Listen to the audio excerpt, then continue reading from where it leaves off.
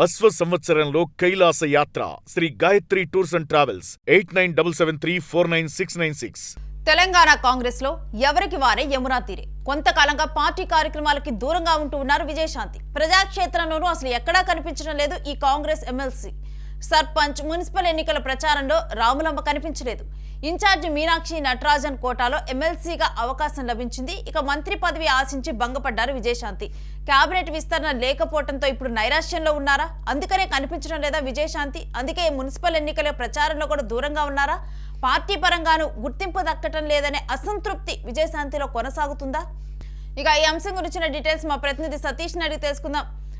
సతీష్, ఈ మధ్య కాలంలో కనుక చూస్తే కాంగ్రెస్ లో విజయశాంతి యాక్టివ్ గా కనిపించడం లేదు. అంటే దీనికి సంబంధించి తన అసంతృప్తిలో ఉండటమా? దీని వెనక కారణం ఏంటి? ముఖ్యంగా ప్రస్తుతం తెలంగాణ రాష్ట్ర వ్యాప్తంగా అంటే ముఖ్యంగా కాంగ్రెస్ పార్టీలో విజయశాంతి అటు మరి విజయశాంతిని రాములమ్మ కూడా అని అంటారు. విజయశాంతి తెలియని వారు కూడా ఎవరు ఉండరు. ముఖ్యంగా తెలంగాణ ఉద్యమంలో కావచ్చు, తెలంగాణ మొత్తం ఏదైతే తెలంగాణ రాష్ట్రం సాధించే వరకు కూడా కీలకంగా కొట్లాడిన దాంతో కేసీఆర్తో పాటు ఇటు విజయశాంతి పాత్ర కూడా ఎనలేని ఇది ఉంటుంది. ఆమె తల్లి తెలంగాణ పార్టీ పెట్టి సో తెలంగాణ కోసం కొట్లాడారు. సో ఆమె దాని తర్వాత 2014లో 2014లో ఏదైతే కాంగ్రెస్ పార్టీలో చేరి పెద్ద ఎత్తున కేసీఆర్ పైన పోరాటం చేసింది. దాదాపు 2014 నుంచి 2020 వరకు కాంగ్రెస్ పార్టీలో ఉన్నారు. కాంగ్రెస్ పార్టీలో చాలా కీలకంగా మహిళా నాయకురాలుగా ఆమె రాష్ట్ర వ్యాప్తంగా కూడా పలు కార్యక్రమాల్లో మొత్తం కూడా పాల్గొన్నారు. ఇటు ఏదైతే కేసీఆర్కి సంబంధించినటువంటి కొన్ని స్కీముల పైన ఆమె విరోచితంగా పోరాడిన పరిస్థితి. దాని తర్వాత ముఖ్యంగా 2020 అంటే 2014 నుంచి 2020 వరకు కూడా సో ఆమె స్థాయికి సంబంధించి ఎక్కడ కూడా కాంగ్రెస్ పార్టీ ఆమెను వినియోగించుకోలేదు, పొలిటికల్గా ఆమెను సరిగా వినియోగించుకోలేదంటూ కూడా మళ్ళీ ఆమె కొంత అసంతృప్తికి లోనే మళ్ళీ పార్టీ నుంచి బయటకు వెళ్ళింది. దాని తర్వాత ఎన్నికల ముందు 2023 ఎన్నికల ముందు ఒక 3 నెలల ముందు ఆమె మళ్ళీ కాంగ్రెస్లోకి అంటే ముఖ్యంగా ఇక్కడ కీలకంగా అప్పుడు గతంలోనూ 2014లోను గతంలోనూ తర్వాత 2023లోను ముఖ్యంగా అధిష్టానం ఇక్కడ కాంగ్రెస్ పార్టీ తెలంగాణలోని అధిష్టానం కాకుండా నేరుగా అటు కాంగ్రెస్ పార్టీ అధిష్టానం జాతీయ స్థాయి అధిష్టానం ఆమెను పిలిచారు. అక్కడ పిలిచి మాట్లాడారు. అక్కడ ఆమెకు భరోసా ఇచ్చారు.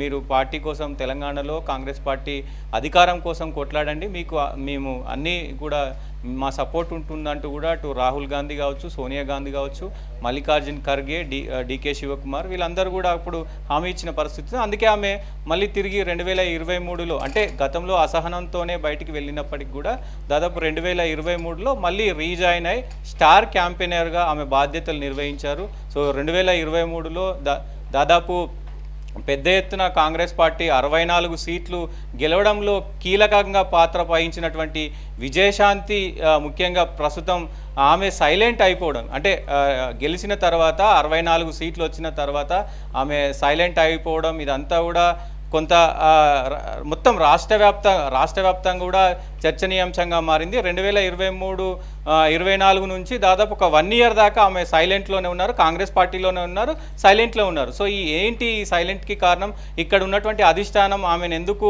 మరి పిలవట్లేరు కొన్ని కార్యక్రమాలకు అని కూడా పెద్ద చర్చ జరిగింది. అక్కడ రేవంత్ రెడ్డికి విజయశాంతికి కొంత రాజకీయ విభేదాలు ఉన్నాయి అని కూడా కొంత చర్చనీయాంశం వచ్చింది. సో ఈ నేపథ్యంలోనే దానికి సంబంధించి కూడా ఏదైతే 2025 ఏప్రిల్లో ఎమ్మెల్సీ పదవి ఇచ్చినారు.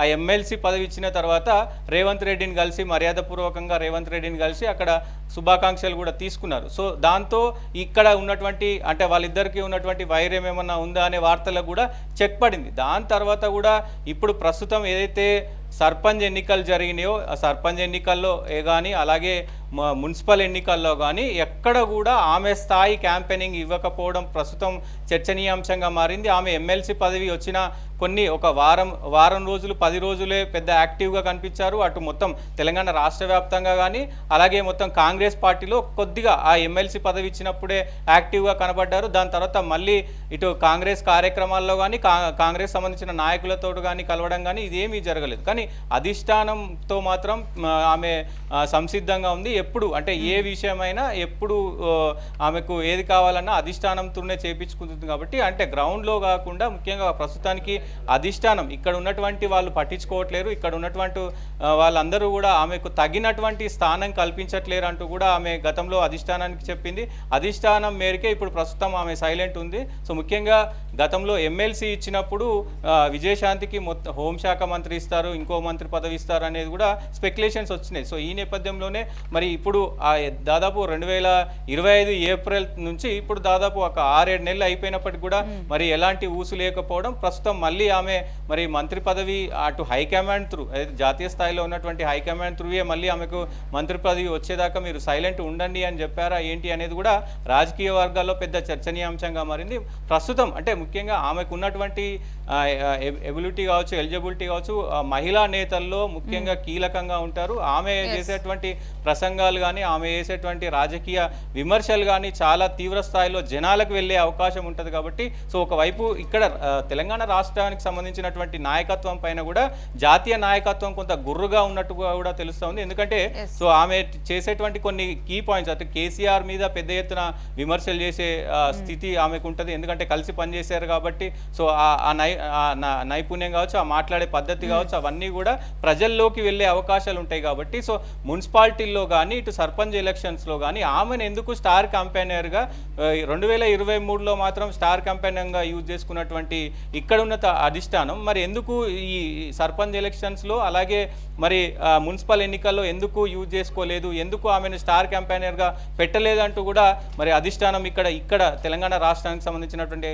అధిష్టానాన్ని మరి విమర్శించినట్టు తెలుస్తూ ఉంది. సో ఈ నేపథ్యంలోనే కూడా ప్రస్తుతం అయితే సోషల్ మీడియాలో అటు రాజకీయ వర్గాల్లో అసలు విజయశాంతికి ఏమైంది, ఎందుకు సైలెంట్ అయిపోయారు, విజయశాంతి ఇంత శాంతియుతంగా ఇంత సైలెంట్గా ఉండడానికి కారణం ఏంటి అనేది ప్రస్తుతం అయితే రాజకీయ వర్గాల్లో అంటే సతీష్ దీని వెనుక అంటే తన స్టార్ క్యాంపెయినర్ గా పెట్టకపోవటం కానీ ఇదంతా చూస్తే అంటే కావాలని చెప్పి తన చరిష్మాని తగ్గిస్తున్నారని చెప్పి తాను భావిస్తున్నారా? ఎందుకంటే ఇప్పటి వరకు ఎన్నికల్లోకి వచ్చిన దగ్గర నుంచి కూడా తాను అంటే తన చరిష్మాని వాడుకున్న సమయంలో కూడా తనకి సరైన గుర్తింపు ఇవ్వలేదు, సరైన పదవి ఇప్పటిదాకా కూడా తనకు దక్కలేదు అనే ఆలోచన కూడా తనలో ఉంది. డెఫినెట్గా ఇక్కడ ఉన్నటువంటి అధిష్టానం కావాలనే తనను కొంత పక్కకు పెట్టే ప్రయత్నం చేస్తున్నారు. ఎందుకంటే మున్సిపాలిటీ ఎన్నికల్లో కూడా అక్కడక్కడ ప్రచారానికి కొంత వెళ్ళమని చెప్పినట్టున్నారు. ఏదైతే కొన్ని జిల్లాలు ఉన్నట్టు ఉమ్మడి వరంగల్ కావచ్చు, ఖమ్మం కావచ్చు, కరీంనగర్ కావచ్చు, ఆ జిల్లాలకు వెళ్ళాలని చెప్పిన పరిస్థితి ఉంది అని మనకున్న కొంత సమాచారం. కానీ ఆమెకు పట్టున్నటువంటి మెదక్ జిల్లా, ఉమ్మడి మెదక్ జిల్లాలో ఆమెకు పట్టుంటుంది. గతంలో ఆమె ఎంపీగా అక్కడ పనిచేశారు. సో ఆమె అక్కడ ఒకవేళ అక్కడ కూడా క్యాంపెయినింగ్ చేసి ఉంటే కనుక దాదాపు ఏదైతే పటాన్ చెరువుకు సంబంధించినటువంటి మొత్తం కూడా బీఆర్ఎస్కి వచ్చినాయో అవన్నీ కాంగ్రెస్కి వచ్చే అవకాశం ఉండేది. సో ఇట్లా కొన్ని నియోజకవర్గాల్లో మరి స్టార్ క్యాంపెయినింగ్గా ఆమెను ఎందుకు పక్కకు పెట్టారు, కావాలనే ఇక్కడ ఉన్నటువంటి అధిష్టానం ఇక్కడ ఉన్నటువంటి కొంతమంది ఆమెను తొక్కిపెట్టే ప్రయత్నం చేస్తున్నారు అనేది ప్రస్తుతం ఇటు రాష్ట్ర రాజకీయ వర్గాల్లో అటు కాంగ్రెస్లోనూ కొంతమంది అదే వాపోతున్నారు. మరి చూడాలి ఇక్కడ ఆమెకున్నటువంటి చరిష్మా మేరకు, ఆమెకున్నటువంటి అనుసంధానం మేరకు ముఖ్యంగా అటు జాతీయ అధిష్టానంతో ఇటు రాహుల్ గాంధీతో, మల్లికార్జున్ ఖర్గేతో, ముఖ్యంగా ఏఐసిసి ఇన్ఛార్జ్ మీనాక్షి నటరాజన్ అలాగే మహేష్ కుమార్ గౌడ్తో అంతత్య సన్నిహితంగా ఉంటారు. సో ఏది కావాలన్నా వాళ్ళ త్రూనే చేపించుకుంటారు. మరి మంత్రి పదవి వచ్చే వరకు కూడా మీరు సైలెంట్గా ఉండని అని పైన జాతీయ అధిష్టానం చెప్పినట్టయితే మరి విశ్వసనీయ సమాచారం అయితే ఉన్న పరిస్థితులు కనబడుతున్నాయి. ఏదేమైనప్పటికీ రాజకీయంగా మరి ఎందుకు ఇంత సైలెంట్గా ఉన్నారు అనేది ప్రస్తుతానికి ఒక చర్చనీయాంశమైన పరిస్థితి అయితే కనబడతా ఉంది. రైట్, స్టే విత్ సతీష్, మీ దగ్గర నుంచి మళ్ళీ అప్డేట్స్ తీసుకుంటాం. ఇక విజయశాంతి తెలుగు రాష్ట్రాల్లో కూడా బాగా గుర్తింపు ఉన్నటువంటి వ్యక్తి. మొదట సినిమా రంగంలో రాణించింది, ఆ తర్వాత తాను రాజకీయాల్లో కూడా అదే విధంగా రాణిస్తూ ఉన్నారు. తన చరిష్మా ఎక్కడా కూడా ఎప్పుడూ కూడా తాను కోల్పోలేదు. అలాంటి విజయశాంతి ఉన్నట్టుండి కూడా ఒకసారిగా కూడా సైలెంట్ అవడంతో అసలు విజయశాంతికి ఏమైంది, తనలో ఏమైనా అసంతృప్తి ఉందా, తాను ఆశించినటువంటి పదవి దక్కకపోవడంతో కూడా నైరాశ్యం చెందారా, అందుకనే సైలెంట్గా ఉన్నారా అని చెప్పి కూడా అనేక చర్చలు జరుగుతున్నాయి. అయితే దీంట్లో మనకు అందుతున్న సమాచారం ప్రకారం అయితే తనని మంత్రి పదవి దక్కేంత వరకు కూడా కొంత సైలెంట్గా ఉండమని అధిష్టానమే చెప్పినట్లుగా కూడా సెంట్రల్ నుంచే తనకి ఆదేశాలు వచ్చినట్లుగా కూడా మరి తెలుస్తూ ఉంది. మరి అదే కారణమా, లేకపోతే తనకి పదవి దక్కలేదనే నైరాశ్యం తనలో ఉందా, అసంతృప్తే కారణమా? ఈ రెండు అంశాల్లో మాత్రం డెఫినెట్గా ఒకటి అయి ఉంటుందని తెలుస్తుంది. కొన్ని రోజుల్లో ఈ విషయం గురించి కూడా ఒక క్లారిటీ వచ్చే అవకాశం ఉంది. విజయశాంతి ఎందుకు సైలెంట్గా ఉన్నారు, నోరు మెదపటం లేదు అనే అంశం గురించి.